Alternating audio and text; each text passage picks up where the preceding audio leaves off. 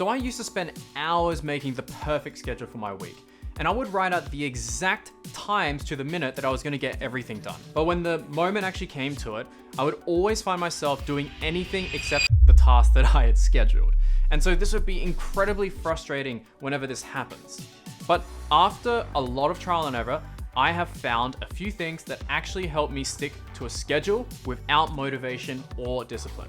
So in this video, I'll be sharing the 6 tips that allow me to follow my calendar to become the most productive version of myself. So let's go ahead and start off with number 1. Tip number 1 is to stop managing time, manage energy. The problem with traditional scheduling and where it fails is that most schedules are too rigid and don't account for human psychology, human energy. It doesn't account for unexpected events or how your energy is going to fluctuate. And these things all set you up for failure before you even begin. So what we need instead is energy management. We want to make sure that we're moving our calendar events to the times that we're actually going to be more energetic. Now, on top of this as well, your energy threshold or capacity, that can be trained as well.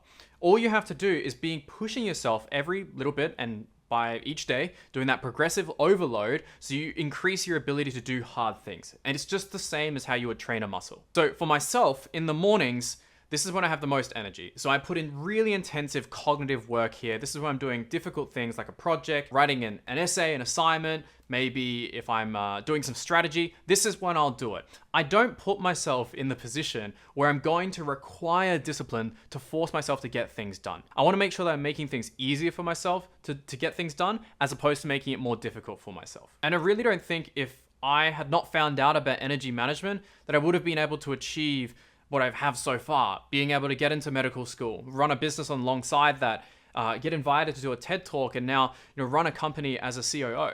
So I think there's a lot that people can get wrong here, because if I go ahead and I draw a graph of this, let's say that the y-axis is the discipline that we have, and the x-axis is the task difficulty, the thing that we're trying to do that's hard. This is what it looks like for most people. What happens here is that most people, when they have a high level of discipline in reserve, let's say you've got a lot of energy and you're able to do hard things, what do people tend to do? They often fill that time with something that is easy, a task that doesn't require much effort. And so, for example, a lot of the time when people have a lot of energy, they use this to procrastinate, or they might do something that's easy to gain some momentum, like cleaning their room. But when they actually need to go ahead and do the task that is very difficult, the one that they've been putting off, that discipline is now near a bottom. And they're not able to actually bring the willpower to actually get that task done. So what we want to do instead is follow this graph. What we want to do here is that when we have a high level of discipline in reserve, we're making sure that we're focusing on the tasks that actually matter. But when we don't have that discipline in reserve, we're going to focus and do the easy things. So for example, at 3 to 6 p.m., this is typically when, finishing off some work, especially big, heavy meetings and tasks, I basically become a potato at this point in time. So I'm not really doing anything that much. And so this is an easy time for me to catch up on messages and emails that I haven't yet got to. So the simple lesson here for me was basically to just do heavy cognitive demanding tasks earlier in the morning, earlier in my day, so they can be finished. Tip number 2 is to use external pressure. So our brains have this natural ability and tendency to look towards the path of least resistance. And this is what causes us to default to comfortable habits all of the time. This is because our brain is just looking at what's going to allow us to survive. It doesn't know logically that putting in the hard effort now is going to lead to an easier life later on. This is something logically that we can think about, but we don't necessarily feel it as much as, let's say, when there's like danger in front of us and that fight or flight response is triggered. So our brain doesn't see it as survival to focus on developing your skills and studying hard so that you can have a better life. So if we use external pressure, this creates that gentle motivation that persists even when that internal fire and motivation tends to fade a little bit. And this happens all of the time for me. So I use this a lot. So what does external pressure mean? Well, really it comes down to 2 things. First is to create accountability systems that don't rely on your internal motivation. So for example, you can use external commitments like having a workout buddy, you could have a study buddy, you could let everyone around you know that you're focusing on this certain goal, or you can use apps to facilitate this as well and notify others if you are following or not following a certain habit. So for example, when I'm accessing social media, and if I go over a certain screen time usage, that will let my friends know that I'm doing that. There's many examples to this though, but a simple example is that if I don't record this YouTube video, I'm gonna pay my flatmate $50. But the second way that we can do this is through environmental design. So environmental design is about designing your environment to reduce friction to start positive habits and increase friction for the negative ones. So friction meaning making it harder to start a certain task. So for example, if my phone is very far away, it's going to be more friction to go ahead and find it and access social media. So we're going to make the tasks that we want to do more, less friction and easier to do, and make the distractions harder to do with higher friction. Tip number 3 is to always set buffer zones. Most people can't stick to their calendars, and that's because they don't treat it like a skill of being able to follow your calendar. This is a skill that takes time, and especially if you've never used a calendar before, of course you're going to be bad at it at the beginning. That's why you have to learn how to do it and train the skill. So I think a really important lesson here for myself when I was starting to get better at using a calendar was actually having the acknowledgement and acceptance that using a calendar in the first place is going to be a hard skill. I'm going to fail at the start, but this is just a phase. And as you get better at this, then you will not fail anymore and you'll actually be really good with it. And now it becomes an asset to you. And where people get this wrong is that they give up far, far, far too quickly. If you think about it, if you're going from a skill level of 0 to 10, right, you don't become 10 straight away. You're going to be at level 1 first, where you're going to fail 9 out of the 10 times of trying to use your calendar. Level 2, you'll fail only 8 out of 10 times. And then you get better and better and better. And this fail just means that there's progress. It means that there is actually something happening here. And you need to embrace that, because if you're not embracing it, then really what you're doing is actually you're not challenging yourself enough. The easiest way that I think about it is that the quicker that I commit to failing, the quicker I'll be able to move past this phase. And the thing that always helps me out here is that I think about, well, if I'm scared of failing, really the thing that's going to allow me to get past that phase the most is to fail quick and fast and get past that phase. And then I won't need to think about failure anywhere near as much. So how do you develop the skill? Well, that's where setting in buffer zones comes in. So when you're first starting off with using a calendar and you're trying to get better at it, use buffer zones to allocate more time for certain tasks. So if you think, for example, a certain project is going to take 1 hour, set aside 2.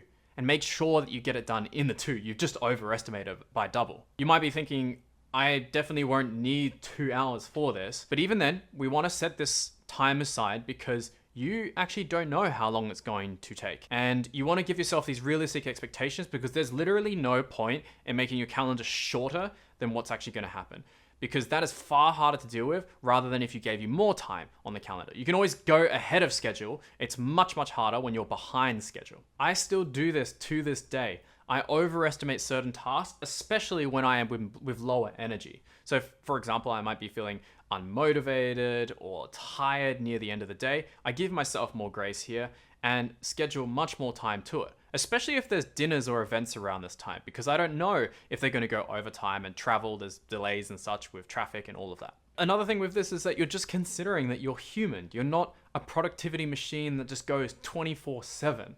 And this actually makes your schedule less rigid and also feel like it's something that's working with you rather than locking you up into a cage to just get stuff done. And as you do this, you'll get better at using your calendar and you'll learn how much buffer you need to give in certain cases. And this is actually the key of it. We want to be able to be on that cycle of learning. And as we track this data, we'll actually see, yep, I did this well, or yep, I didn't do this so well, and I can improve this way in the future. Tip number 4 is that a tight schedule is not as good as the right schedule. You don't actually need to stick to a tight schedule. You just need to stick to the right schedule, focusing on the most important tasks that you need to complete and the ones that are going to move the needle. So for me, a few years ago, I was looking at Elon Musk, and again, politics aside, I was looking at him as a CEO and how he does this thing of time blocking, that he had set every 5 minutes in his calendar for a certain task. And I thought, okay, well, if he's doing it as a CEO, then I should look into that because he knows more than I do. But when I went ahead and gave it a go, I started to realize that this wasn't working. And the reason is because I forgot the real purpose of what scheduling is. It is about creating time and space for those most important tasks that you end up choosing.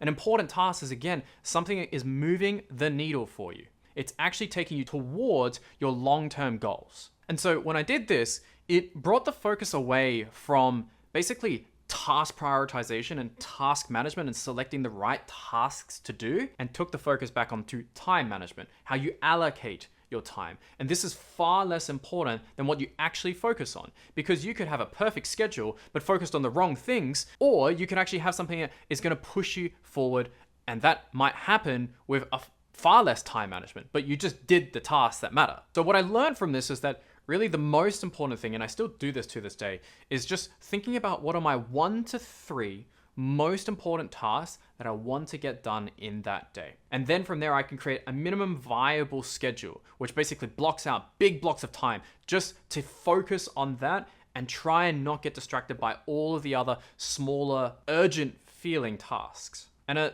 important thing here as well is that when you're picking these 3 tasks, really what it ends up looking like every day is one task, because there's just one big thing that you've been putting off, but you know is going to make the difference if you focus on it. So if you do that, it is a huge win, and the rest of the day is just little bonuses. Tip number 5 is to set up systems. You do not rise to the level of your goals, you fail to the level of your systems. This is from James Clear in Atomic Habits. Your motivation, it's going to fluctuate daily, but when you have well-designed systems, they work consistently no matter your mood. And so willpower, we have to understand it's a resource that gets depleted throughout the day. It's very correlated to the energy that you have. So when you feel tired or unmotivated, these systems that you create are what are going to allow you to carry through. If we think about a car, for example, where there's all these different parts, there's the steering wheel, doors, you've got the engine, the tires, the axles, they work together as individual parts as a system. And this is ultimately what allows you to drive forward or backwards, or whatever you want. So we want to make sure that in our lives, we're integrating the individual parts together to form a system to help us with our goals as well. So for example, you might consider your routines, your habits, your environment, the tasks that you do. And if you think about how they can work together, that allows you to get far more done. So let's make this a little bit more practical. One way to set up a good system is through habit stacking. This is where you attach new habits to existing ones. So for example, if you're looking at not touching your phone close to bedtime, you might say, as I brush my teeth, I'm going to leave my phone in the bathroom. And this is setting up that new habit of leaving the phone in the bathroom as you always, hopefully, go ahead and brush your teeth. So we're making it easier for ourselves to develop this new habit, even if we are tired, sleepy, not wanting to do work.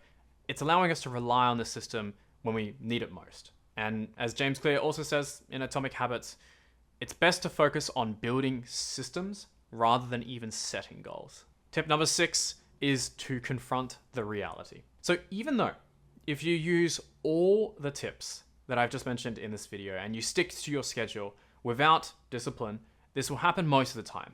But there's still going to be times where you're going to need a little bit of discipline to push through. And I know you don't want to hear this, but I think it's something that a lot of people just need to hear. Sometimes you're just going to need to practice that discipline. You only get better at the things that you practice. And this is why people fail, because it is hard, right? And the question you have to ask yourself is that, are you the same as everyone else? Are you going to quit when things get hard? Are you going to fail? Because if you want to be extraordinary, that requires an extra part from being the ordinary. And this is something that I think about all of the time. There's all these mantras that run through my mind that help me through this. When you're taking action, that's a choice.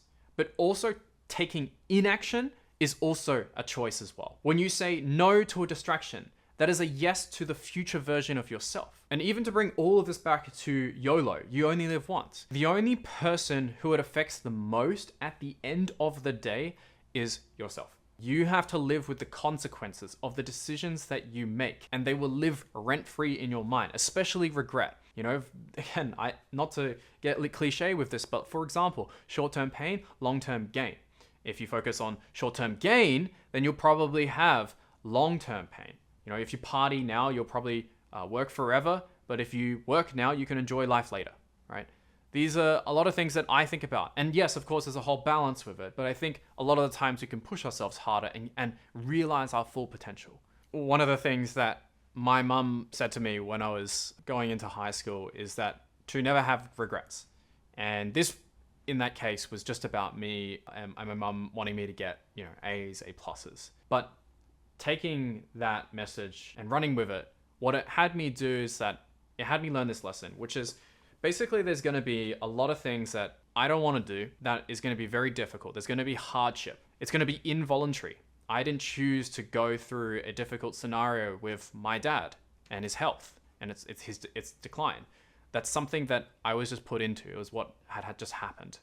There's times where, I failed to get into certain things that I wanted to. I had to live with that. So there's going to be these involuntary hardship circumstances that occur. And the best thing that you can do to deal with that I learned, is that you put yourself in voluntary hardship. You find ways to make life harder at some times, so that when the harder times come, when you have no choice that's going to happen, you're going to be more ready than you could have been before. It's something I think about all of the time. I'm not trying to make my life just hard for no reason, but I know that if I am good at doing hard things, I'm going to just be better set up for whatever's coming my way. And there's so much uncertainty in this world. Things are always getting more and more difficult. And to be best equipped for it, I think this is the least that I can do. It puts myself in a best position for myself, but also my friends, my family, and then everyone else as well that I care about. So these are my 6 tips that have helped me stick to my schedule even without motivation and discipline. And I hope through sharing this also helps you as well. And it's going to make a difference for you. That's all that I want. So if you want to see more about videos about my experiences navigating my life in my 20s as a COO of an edtech and the important lessons that I've been learning along the way, then you may like this next one. Thanks for watching.